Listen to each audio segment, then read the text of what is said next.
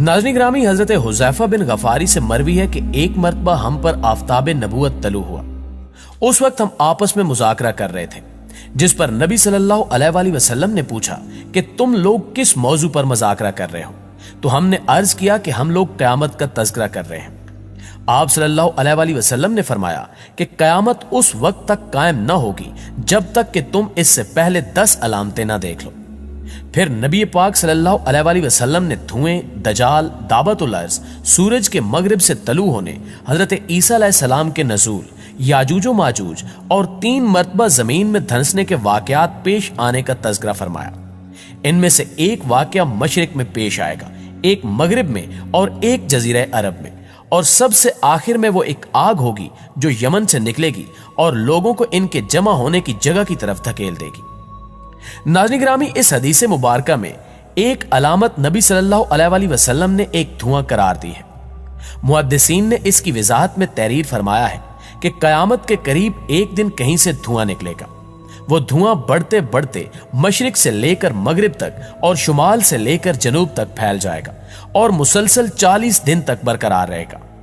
जाहिर है कि जिसकी वजह से लोग सख्त परेशान हो जाएंगे, क्योंकि अगर किसी के घर में लकड़ी के चूल्हे पर रोटियां या सालन पक रहा हो तो वहां से निकलने वाला मामूली धुआं लोगों के लिए नाकाबिले बर्दाश्त होता है। तो ऐसा धुआं जो पूरे आलम को अपनी लपेट में ले लेगा, वो कैसे बर्दाश्त होगा।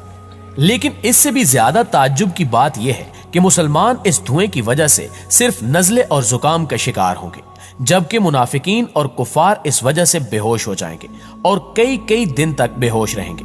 बिलाखिर 40 दिन के बाद यह धुआं खुद ब खुद गायब हो जाएगा।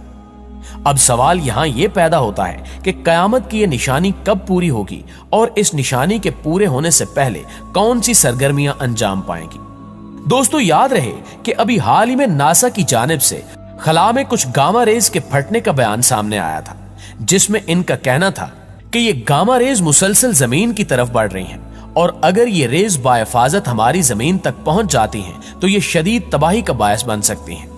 जबकि खौफनाक तौर पर नासा ने यह भी कहा है कि ये गामा रेज 2021 से 2025 के दौरान किसी भी वक्त जमीन से टकरा सकती हैं। साइंसदानों की टीम के मुताबिक ये धमाके एक बिग बैंग धमाके जितने शदीद भी हो सकते हैं, जिसके बाद दुनिया समेत कई सयारों पर तबाही फैल सकती है और तमाम दुनिया इस धुएं की लपेट में आ जाएगी।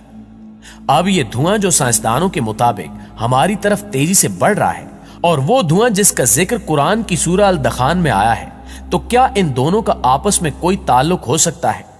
बेशक हमारा ईमान है कि जिस तरह अल्लाह ने यह कायनात तख्लीक फरमाई, इसी तरह यह कायनात एक दिन खत्म भी होगी, जिसके खात्मे की वजूहात का जिक्र हमें कुरान और हदीस में मिलता है, जिनमें जलजला, शदीद आग और धुएं का जिक्र भी मौजूद है।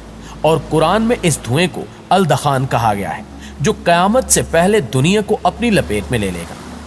नाज़रीन ग्रामी, याद रहे कि इन गामा रेज का जिक्र 2017 में भी सुनने को मिला था, लेकिन बाद में नासा की जानिब से यह कहा गया था कि इन गामा रेज से हमें कोई खतरा नहीं है, क्योंकि इनका रुख हमारी जमीन की जानिब नहीं है।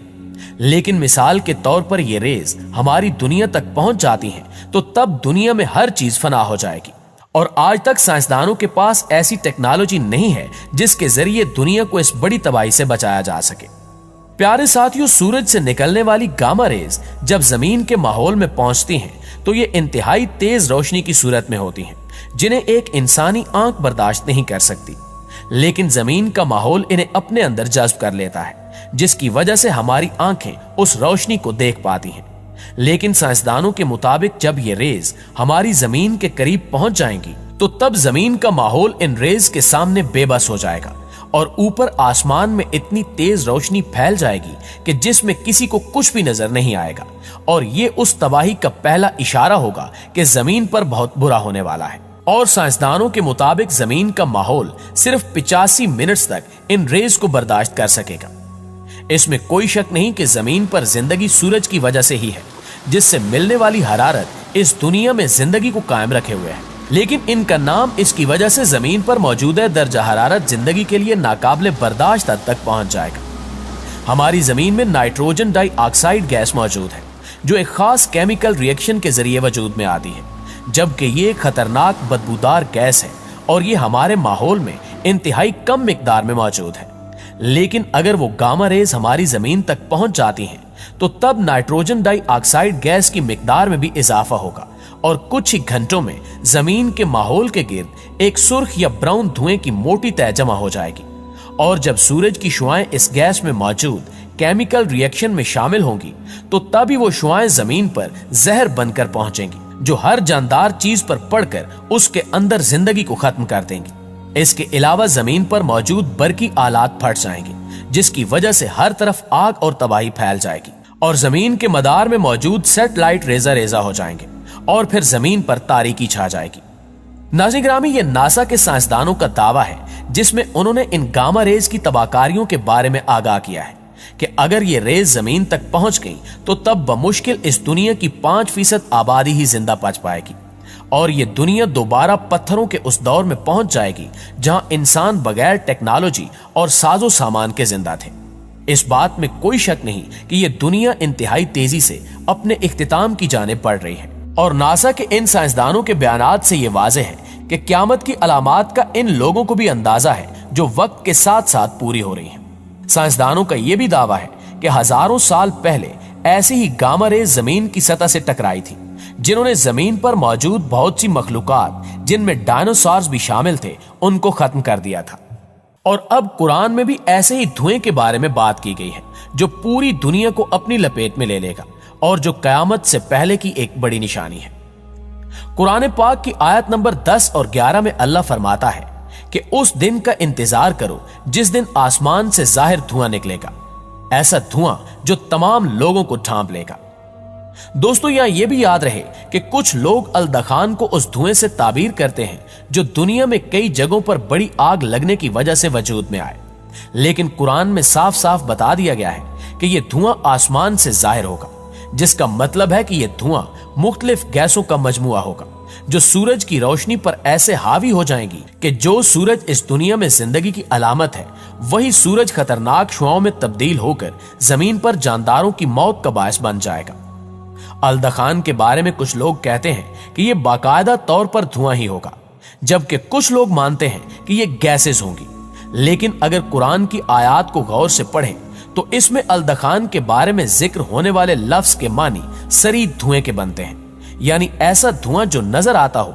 और गैस की यह खासियत है कि गैस नजर नहीं आती, लेकिन उस वक्त मुख्तलिफ गैसेस इतनी ज्यादा मिकदार में इकट्ठी हो जाएंगी कि पूरी जमीन के गिर्द एक मोटी तह बना लेंगी, जिससे एक ऐसा धुआं वजूद में आएगा जो नजर आएगा। जबकि रिवायात के मुताबिक ये धुआं 40 दिन तक जमीन पर रहेगा और नेक आदमी पर इसका असर थोड़ा होगा, जिससे उसे नजला और जुकाम होगा, जबकि काफिर और मुनाफिक के लिए यह धुआं सख्त तकलीफ दे साबित होगा। मुअज़्ज़िज़ दोस्तों, कुछ लोगों का यह भी ख्याल है कि इस धुएं के निकलने का आगाज हो चुका है और इससे आसमान पर एक तह भी बन चुकी है और यह धुआं उन फैक्ट्रियों का है जो आज बेशुमार बीमारियों का बायस बन रहा है। और यही वो धुआं है जो मौजूदा दौर में बहुत ज्यादा मौसमियाती तब्दीलियों की वजह से बन रहा है।